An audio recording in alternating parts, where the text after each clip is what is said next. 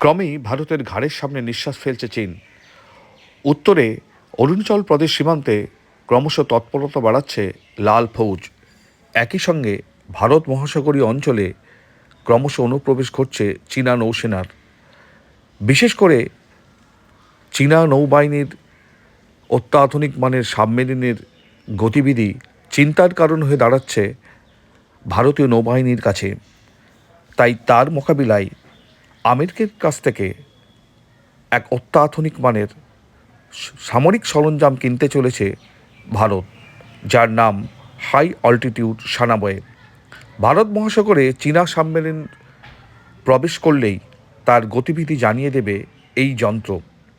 সানাবয়ে হলো এক ধরনের বয়া যা জলে ডুবে থাকা সাবমেরিনের উপস্থিতির, বিশেষ করে তার শব্দ চট করে ধরে ফেলতে পারে এবং রেডিও সিগন্যাল মারফত সঙ্গে সঙ্গে সতর্ক করে দেয়।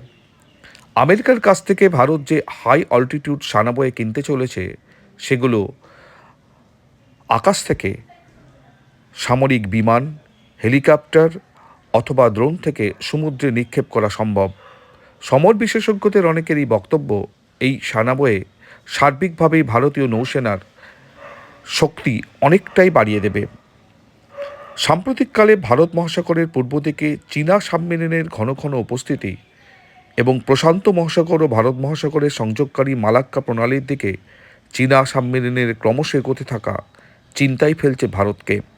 নয়াদিল্লি তাই কৌশলগত হিসাবে নিজেদেরকে আরও উন্নত করতে চাইছে। তারই অঙ্গ হিসাবে মার্কিন যুক্তরাষ্ট্রের কাছ থেকে ভারতীয় নৌসেনার জন্য অত্যাধুনিক মানের সামরিক সরঞ্জাম কিনছে। এই ধরনের খবর আরও জানতে চ্যানেলটি সাবস্ক্রাইব করুন এবং বেশি করে শেয়ার করুন।